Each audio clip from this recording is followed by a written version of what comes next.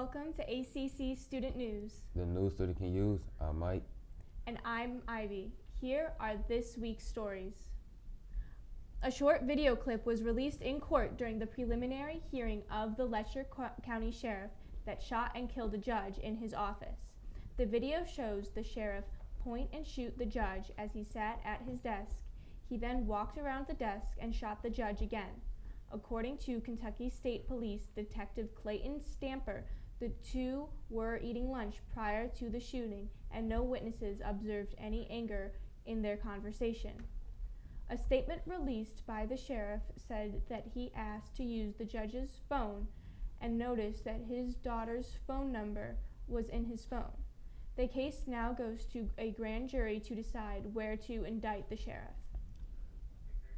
Hurricane Helene's death toll surpasses 200 and is now the second deadliest hurricane to strike the mainland U.S. in the last 55 years. The force and floods left behind a path of destruction that stretches over 500 miles from Florida to the southern Appalachian Mountains. It started on Florida's Gulf Coast and made landfall near the city of Perry as a powerful Category 4 hurricane. A historic moment occurred in Mexico as a woman will now hold the highest office in the country that has been led by men for more than 2 centuries. Claudia Sheinbaum has taken office as Mexico's 66th president. She won the election in June by a landslide. Sheinbaum first started out as the first female mayor of Mexico City. In her speech, she began by thanking her political mentor and predecessor. There are some who are critical of her experiences, such as improving the security of the capital city from gang violence. Dalton Mayor is under more scrutiny for her lavish lifestyle and misuse of government funds. Dalton Mayor Tiffany Henyard and her live-in boyfriend were notified on September 18 that there were over $3,000 behind on their rent and must pay or leave the premises. According to NBC, Chicago reported that their monthly rent is $2,400 a month and their payment is not overly late. Henyard is already under investigation for her misuse of municipal funds, including $40,000 worth of Amazon purchases. Washington announced this week that nearly $336 million will be sent for humanitarian assistance for Palestinians in Gaza and the West Bank. The funding will aid partners to continue to provide humanitarian aid such as food assistance, health care, nutrition, and other services. It will also support shelter assistance to help displaced Gazan citizens ahead of the upcoming winter. Nearly 2.3 million people have been driven from their homes since last year when the war began.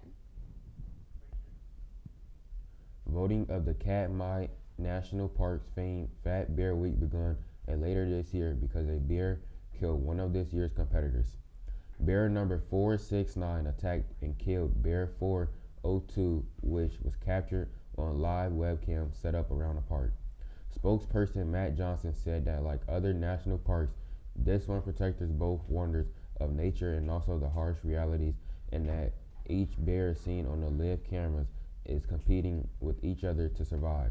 Bear 469 was not included in this year's Fat Bear bracket. You can vote for at Explorer.com for the bear you believe exemplifies fatness and success in brown bears. An Indiana law that would create a buffer zone between on-duty police and bystanders has been put on hold after a federal judge ruled Friday that the law is likely unconstitutional because it is too vague to enforce fairly. Indiana House Bill 1186 says that a person will commit a Class C misdemeanor if they approach within 25 feet of an on-duty officer. After being ordered to stop, the American Civil Liberties Union of Indiana criticized the law, stating that it violates the First Amendment and they are suing on behalf of the South Bend man.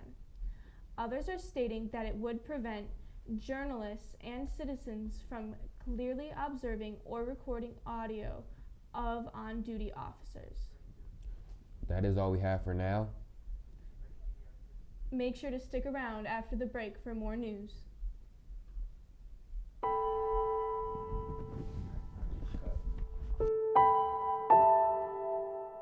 I'm gonna be right back. I'm gonna just go over here real quick. Okay.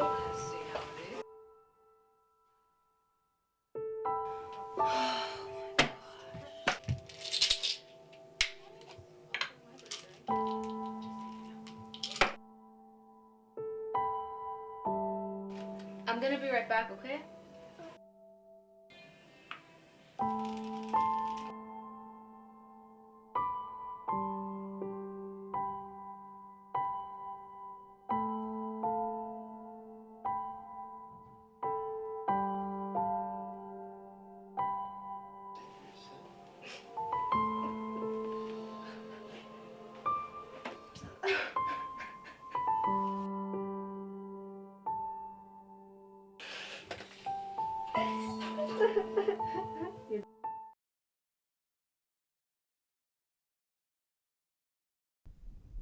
Welcome back from the break. I'm Sasha. And I'm Aiden. Here are some more stories from this week. Deputies in Jasper County have recovered some bone fragments on a property of a man who confessed to killing 2 of his undocumented children. The police were notified when an acquaintance mentioned he confessed to the crime. The suspect reportedly killed 2 children and burned their bodies in a backyard fire pit in Wheatfield, Indiana. The sheriff's office says that they have new evidence but have not mentioned what the evidence was. Investigators reported that they have taken another undocumented child into protective custody. Remains that were recovered were sent to a specialist in Indianapolis to determine if they are human or animal. One of the 5 people charged with the overdose death of Friends star Matthew Perry pleaded guilty to illegally distributing ketamine. Dr. Mark Chavez of San Diego could face up to 10 years in prison.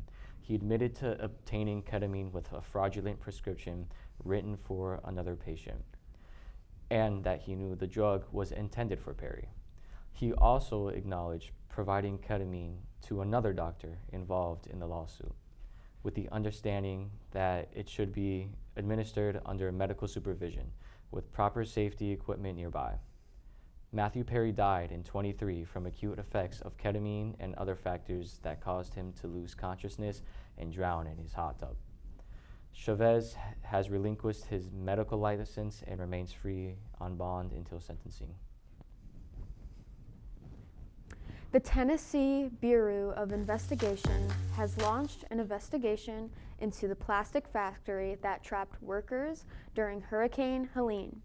The Irwin Plastic Factory is where several workers died and many went missing after it was swept away by the floodwaters.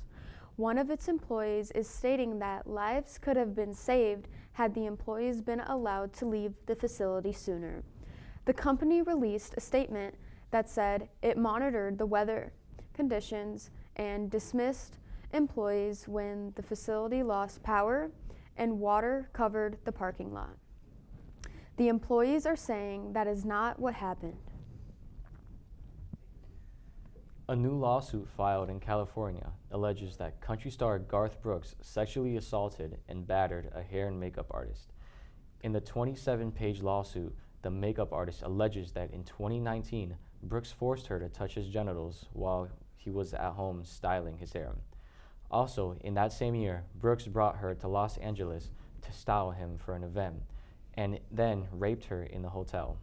The suit also accuses Brooks of repeatedly exposing his genitals and buttocks to her, talking about sex, sharing sexual fantasies, and sending sexually explicit text messages.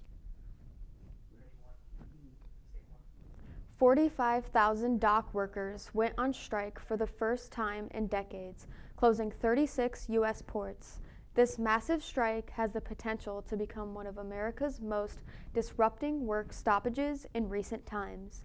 These dock workers are rallying against a growing trend among port operators to increase the number of cranes and driverless trucks to shuttle the goods from the container.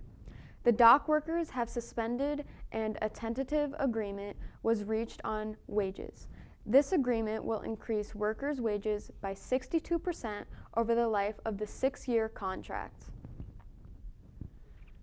An unexploded U.S. bomb from World War II that had been buried at a Japanese airport exploded Wednesday. That caused a large crater in a taxiway. The bomb exploded at Miyazaki Airport in southern Japan. Authorities from the Self-Defense Forces and police confirmed that the explosion was caused by a 500-pound bomb. This explosion caused the cancellation of more than 80 flights. Officials are still determining what caused the sudden detonation. No one was injured in this detonation. 120 more people have come out with civil lawsuits against the embattled media mogul Sean Diddy Combs. According to CNN, over 100 men and women have obtained legal representation and are claiming to be victimized by Mr. Combs and other individuals or entities. The allegations center on violent sexual assault, sexual abuse, false imprisonment, compelling prostitution, sexual misconduct, or dissemination of video recordings, and sexual abuse of minors. Each of these cases are being filed individually in the various states, and in some cases, Combs will not be the other defendant on the suit. That's all we have for today. I'm Sasha. And I'm Aiden. Make sure to check out the rest of our videos on YouTube. And follow us on Instagram at ACT TV Hammond.